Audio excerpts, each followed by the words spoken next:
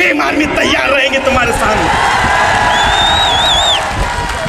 सम्मानित साथियों, मैं तुम्हें कह देता हूं कि राजनीति में पावर होता है, राजनीति में ताकत होती है, राजनीति में पावर नहीं होता, राजनीति में ताकत नहीं होती तो योगी आदित्यनाथ जी गोरखपुर का मंदिर छोड़कर राजनीति की गद्दी पे नहीं बैठते। सम्मानित साथियों, 2023 मध्य प्रदेश में चुनाव है। वो दोनों हाथ खड़े करके मुझे वचन दे कि अब महलों में बैठने वालों की राजनीति नहीं चलेगी, सड़कों पर राजनीति करने वालों की राजनीति चलेगी। सम्मानित साथियों, और वो दिन गए, तुम कहते थे कभी हमें जातियों के नाम से अपमानित करते थे, कभी हम जातियों के नाम से गाली देते थे। सुनो, ये गांधी जी के हरिजन नहीं है, ये बाबा साहब के अम्बेडकरवादी है। कसम से अगर देश का अपमान करोगे, समाज का अपमान करोगे तो जबान बार खींच के ले आएंगे। वो बहुजन के शेर हैं।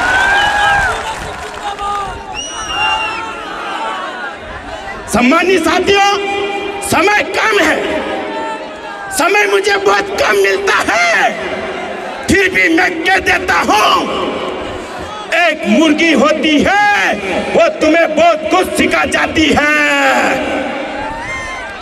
मुर्गी अंडा मालिक के घर देती है, लेकिन मेरी समझ 5 साल तक आपका खाती है, अपना ओढ़ती पहनती है, लेकिन वोट देने की बारी आती है तो दुश्मनों को वोट दे देते हैं।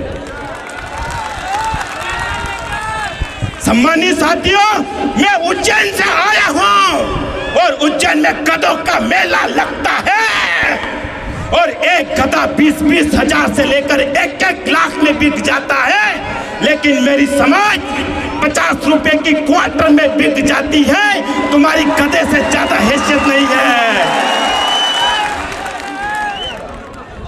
सम्मानित साथियों, बड़े भाई चंद्रशेखर आजाद जी को हाथ मजबूत करें।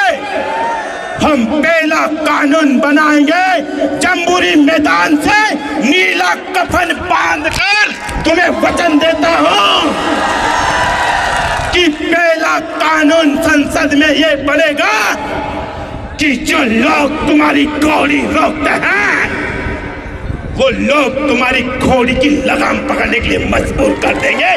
पहला कानून बनाएंगे। दूसरा कानून ये बनाएंगे, किसी भी महिलाओं की तरफ आंख उठाकर देखेगा, चाहे वो महिला किसी भी जाति, किसी भी धर्म की हो, कसम से 70 फीट गड्ढा खोद के नीचे दफना देंगे ताकि 12-12 कोस तक किसी के साथ नहीं हो। तीसरा कानून ये भी सुन लो, जो सबको पेट में दर्द होता है, SC/ST एक्ट।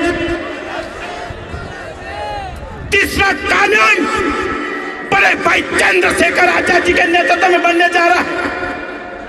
जो भी जाति के नाम से चौराहे पे अपमानित करेगा, जो भी जाति के नाम से गालियां देगा, ऐसा कानून पास करेंगे कि 7 साल तक जेल में डालो, उसके बाद उसकी चालान पे जमा करेंगे। सम्मानित साथियों,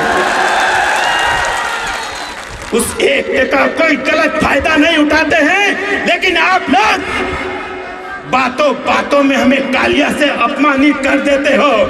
आप लोग बातों बातों में हमारा अपमान करते हो।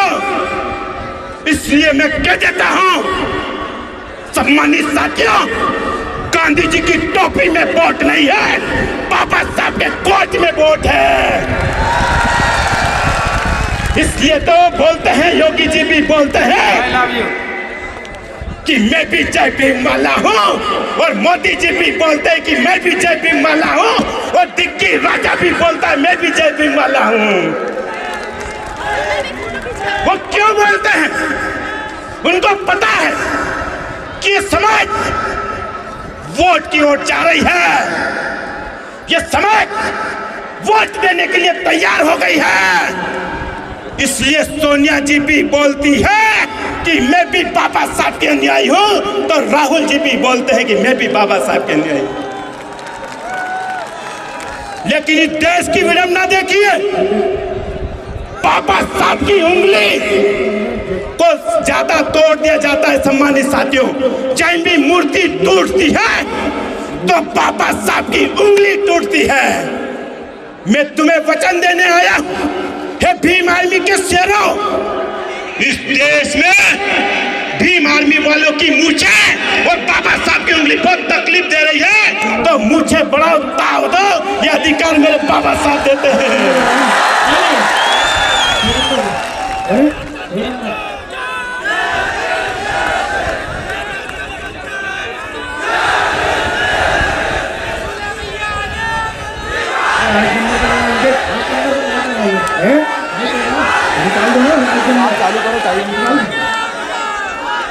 जमीन पर बैठे हुए जमींदारों, मैं तुम्हें झुक झुक कर प्रणाम करता हूं। अगर तुम नहीं तो दुले सिंह नहीं, मंच पे बैठने वाले से बड़ा आप कार्य करता है जो जमीन पर बैठे हैं, जो जमींदार हैं।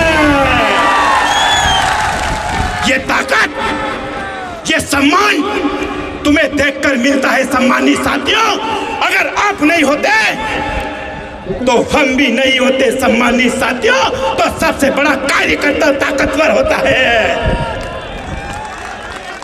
आप इसी प्रकार हौसला बुलंद करें, बाबा साहब की उंगली का इशारा समझे।